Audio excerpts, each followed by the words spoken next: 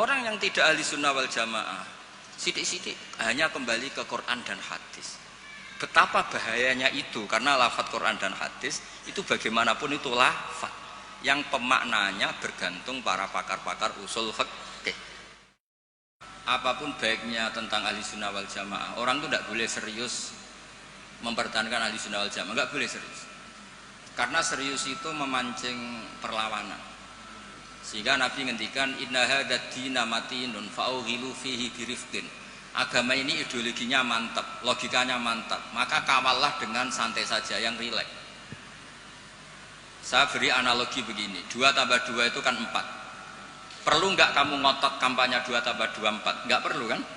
Karena kebenaran 2 tambah 2 4 itu kebenaran yang mantap. Jadi sampean ra usah mati-matian belo ahli sunnah sampai menafikan yang lain, terus mengadili yang lain. Itu cara sekarang malah kontraproduktif, karena menjadi ideologi yang mengancam, bukan ideologi yang merangkul. Sehingga guru-guru kita, mulai Bapak kula piyambak, Mbah Mun, Mbah Hamid, niku ketemu kelompok macam-macam nggih mboten terlalu ketok ekstrim. Bukan karena ngakui, tapi memang itu tidak produktif. Bangsa seneng tukaran, seneng geger itu tidak produktif. Karena inna hadzal dina matinun fa'ughilu fihi birifqin. Agama ini sudah aman, sudah bagus, maka kawallah dengan halus. Ya kayak orang kampanye di Indonesia tentang pentingnya makan nasi, orang tahu semua lah, tidak usah kamu cerita gizinya nasi gini, asupan nasi fungsinya gini. Orang sudah tahu lah fungsinya apa? Nasi. Begitu juga fungsinya madhab ahli sunnah apa?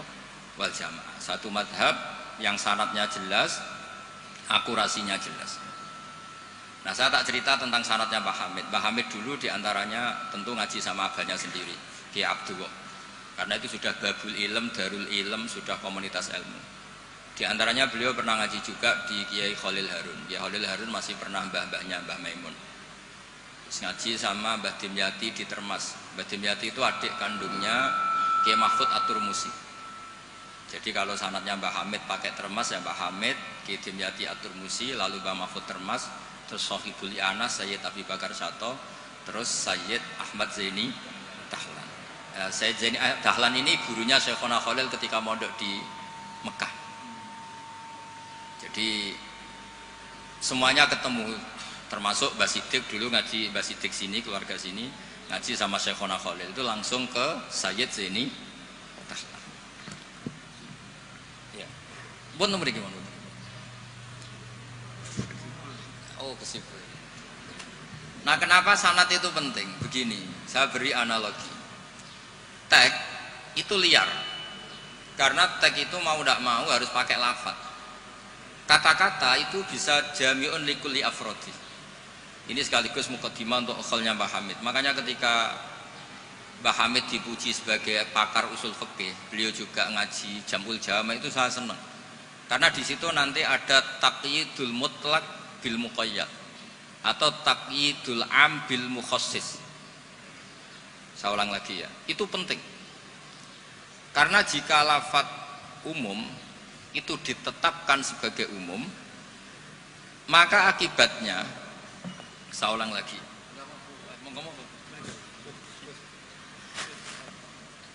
Ya, saya teruskan ya. Andai kan tidak ada sanad keulamaan, saya ulang lagi, kalau tidak ada sanad keulamaan dan orang memahami Quran dengan letterlet, apalagi dengan harfiah, apalagi orang ini, kelompok ini berjanji tidak akan menambahkan sedikit pun apa yang ada di Quran, maka tingkat menyesatkannya itu bahaya sekali. Bukan sekedar bahaya sekali. Saya beri contoh, misalnya contoh yang gampang-gampang saja, yang jusnya belum terlalu jauh. Wa antasma'u bainal ukhtaini illa ma qad salaf. Di antaranya kita tidak boleh nikah perempuan, misalnya Anda menikahi Mbak Sri gitu, sekaligus nikahi adiknya. Wa antasma'u bainal ukhtain. Itu jelas di Quran hanya menyebut wa antasma'u bainal ukhtain. Zaman Nabi Sugeng, Nabi itu ya nambahinnya hanya sedikit. Wala bainal mar'ati wa ammatiha wala bainal mar'ati wa kholatiha. Juga enggak boleh kamu nikahi Sri sekaligus nikahi buliknya atau budenya, baik dari bapak maupun bulik dari ibu.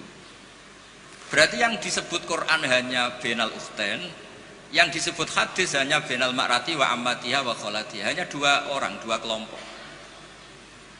Sementara tidak menyebut wala bainal mar'ati wa jaddatiha. Kemudian orang-orang fikih yang muktabar semuanya sepakat tidak boleh nikahi perempuan dan orang yang ada hubungan mahram. Sehingga ada kaidah dua perempuan yang andai kan salah satu itu lelaki kok tidak boleh nikah, maka tidak boleh dinikahi satu lelaki fi nikahin wahid. Artinya kalau ada orang kampanye hanya megang Quran tidak lebih tidak kurang, berarti dia hanya mengharamkan al-jam'u bainal ukhtain.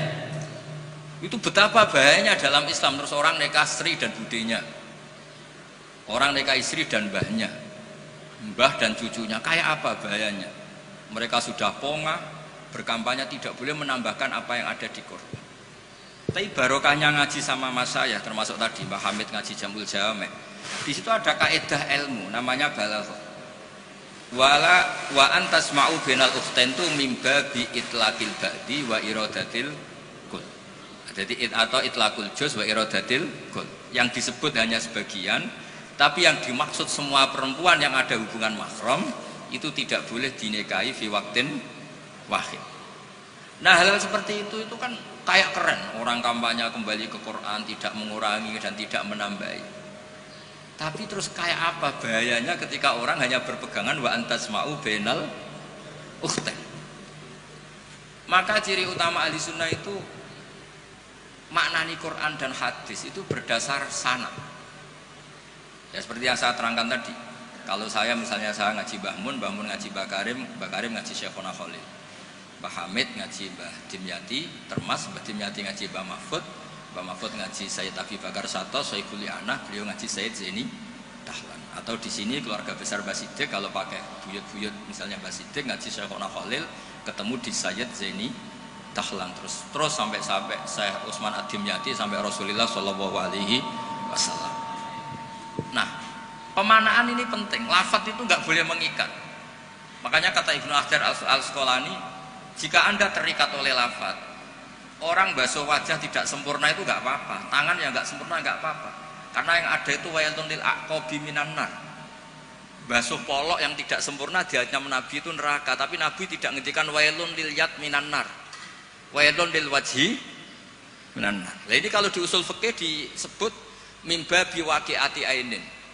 Karena yang wudu itu salahnya dibasuh tungkat tumit ya. Ya, ada orang wudu yang lupa tumitnya enggak kebasuh. Karena kejadiannya seperti itu Nabi ngendikan wailun lil aqab minan nar. Apa tidak well juga ketika orang tidak membasuh tangannya secara sempurna? Apa tidak well juga ketika orang tidak basuh wajahnya secara sempurna? Kan sama-sama well. Tapi ini tidak disebut Rasulullah Shallallahu Alaihi. Nah, misalnya Anda fanatik, pokoknya saya persis hadis yang wailun hanya lil aqab. Kalau tangan nggak apa-apa, wajah nggak apa-apa. Lu itu gendeng apa goblok?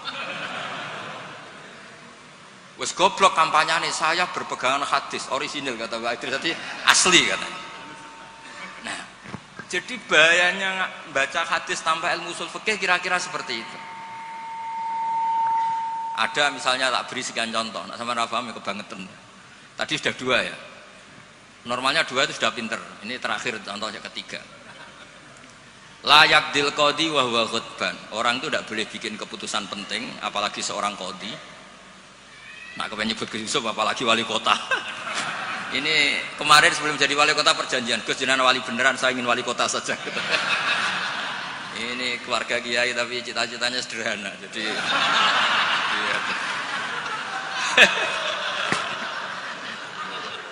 itu bisa, itu kalau dalam madhab tasawuf itu, kalau saya Mbak Idris Gus sama ingin jadi wali betul, tapi beliau sederhana sekali ingin jadi wali apa kota. Itu kalau niatnya tawadhu karena nggak ingin nyanyi Mbah Hamid, insya Allah barokah. Tapi kalau niatnya nggak ingin tirakat, nah itu yang masalah karena ada dua wali besar. Yang satu jadi wali itu karena kelirunya justru. Keliru itu artinya menyalahi a'aliyal umur, bukan keliru maksiat. Saya bilang keliru itu bukan harus maksiat. Orang baik itu bisa keliru tapi tidak mesti maksiat. Wali yang satu itu kalau sakit bilang ya Allah, ya Allah. Tapi yang satu tuh enggak bilang aduh boe, waduh boe. Suatu saat wali yang bilang ya Allah itu jenguk wali yang kalau sambat waduh boe, waduh boe. Ditanya, kamu ini wali kalau sambat kok aduh boe, aduh boe. Jadi yang wali aduh boe. Karena saya itu ingin kayak orang awam, enggak sok wali-walian ya Allah ya Allah. Loh itu ya bisa jadi wali. Jadi nanti lihat aja di daftar kalau di list wali kok masukkan gosipul berarti ya karena tawaduk tadi. Jadi ada juga wali itu kalau sholat itu nggak mau soft awal banyak. Kok koyok wong parak pangeran ya wani ning soft. Ada juga wali ditanya, apa kamu kalau di surga ingin melihat Allah? Enggak. Kaget kan? Umumnya orang ke surga kan ingin melihat. Tapi jawabnya apa? Unazzihu dzalikal jamal an-nazari misli. Allah terlalu agung biar tidak terkontaminasi didelok meripat kaya aku ngene iki. Itu ya jadi wali. Ini terpaksa cari referensi demi wali kota. Jadi makanya saya itu narasumber itu penting tidak penting sudah bener. Mergo tawadu di Rembang sini itu jauh. Gara-gara diteror ini yang manggil Mbah Hamid. Aduh. Ini Pak D Idris, ini Pak D saya, Pak Lek kalau manggil saya itu mesti yang manggil Mbah Hamid gitu. Ya, kalau nelpon mesti gitu. Ini yang manggil Mbah Hamid. Nggih, Mbah. Ternyata di sini berlaku teror ya. Ini apa? Yang manggil Pak Hamid karena memang beliau itu sepupu mbah saya Pak Hamid. Jadi bermadzhab itu penting karena kata itu liar. Layak dil qadi wa ghadban. Seorang yang sedang marah itu tidak boleh punya keputusan penting, baik itu qadi, wali kota atau orang tua atau siapapun. Kata qadi dihilangkan. Tidak boleh kamu mentang-mentang hadisnya qadi, hanya qadi yang nggak boleh bikin keputusan kalau marah. Kalau kiai boleh, kalau orang tua boleh, kalau wali kota boleh. Tidak bisa. Bahwa ghadban itu kalau sedang marah, kalau sedang lapar boleh, sedang ngempet nguyuh boleh, sedang ngempet ngising. Nah, padahal setelah dimaknai pakar-pakar usul fikih, ghadab itu apa? Halatin sing yasu'u khalqu sahibi. Satu keadaan yang orang itu tidak normal. Nah, keadaan tidak normal itu bisa hakin, orang yang ngempet nguyuh, ngempet ngising atau banget laparnya. Itu juga nggak boleh bikin keputusan penting. Jadi ghadban bukan lagi dimaknai marah, tapi apa? Satu keadaan di mana orang tidak sedang baik-baiknya. Makanya Imam Syafi'i masyhur itu, kamu jangan rembukan sama orang yang besok nggak ada yang dimakan, itu ruwet otaknya itu. Lho sidang madrasah ambek guru-guru sing bar diamuk bojone, wah itu error gitu. Sidang madrasah ambek wong sing sesuk kudu bayar kredit. Mesti takut sepundi madrasah saya di pon ngaten mun saya.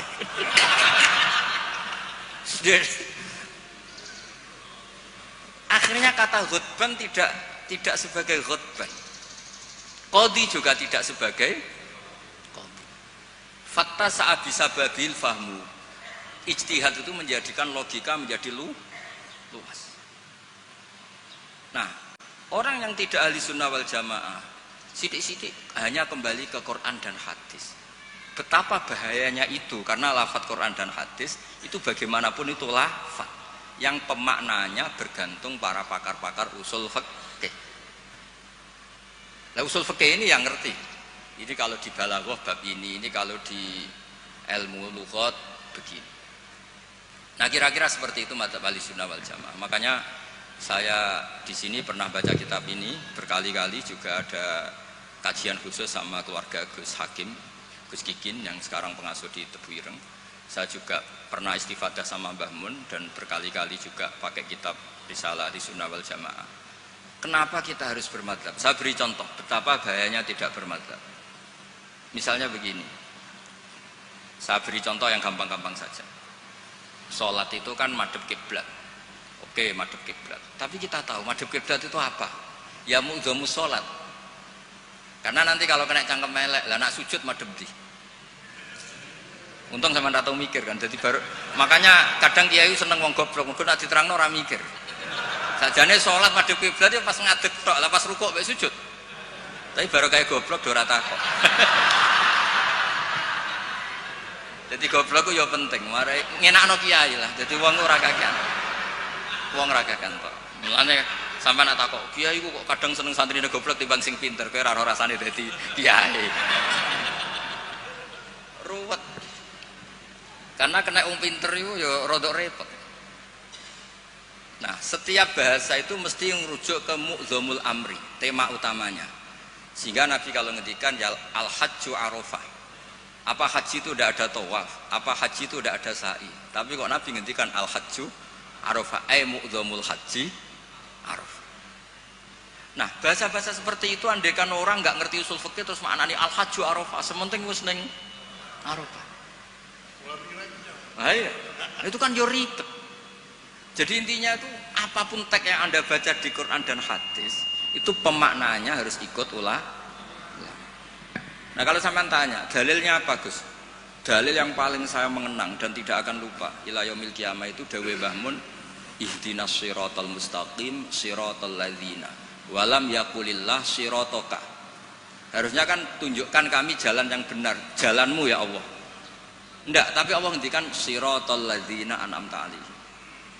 Mergo kowe ora iso niru Allah dhewe, kowe ora iso niru Allah, Allah ora mangan, Allah ora turu. Nah, apa terusno Allah ora pengen dadi wali kota. Ya kan? Kamu tidak bisa, inna wa ta'ala la ya'kul wa la yashrab wa la yanam. Allah tidak tidur, tidak makan. Kalau kamu makan niru siapa? Niru makane wong soleh-soleh, niate taqwi alal ibadah. Kamu tidur niru siapa? Niru orang-orang soleh. Enggak bisa niru Allah, Allah tidak tidur. Nah, berarti kalau kamu ingin benar harus butuh sanad, karena ketika Allah ngendikan siratal mustaqim itu siratal ladzina an'amta alaihim. Itu dalil paling kuat betapa pentingnya sanad. Makanya sampai ada pepatah yang sangat mengancam tadi, manta alama bila sehin fasehuhu setan. Itu ancaman yang benar sekali, karena betapa bahayanya orang misalnya hanya berdasar terjemah atau teks kemudian dia nyimpulkan hukum, padahal lafadz ini adalah terjun bebas. Karena tadi lafadz itu jamek, dia akan kemana saja yang masuk afrodnya kalau dalam ilmu usul fikih. Tapi nanti setelah ada momentum muqtadul hal itu baru proporsinya hanya sampai mana.